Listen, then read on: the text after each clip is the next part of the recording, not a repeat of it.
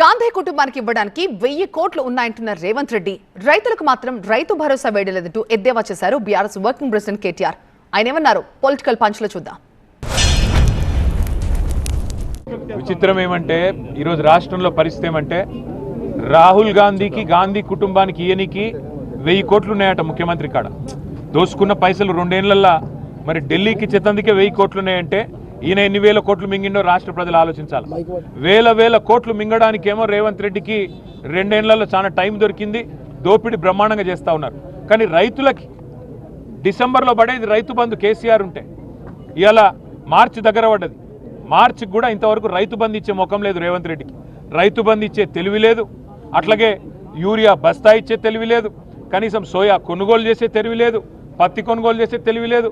మరి ఇట్లాంటి సన్నాసిని ముఖ్యమంత్రి చేసినందుకు ఈ అవస్థలు రైతన్నలకు కూడా ఇంకో కొంతకాలం తప్పదు.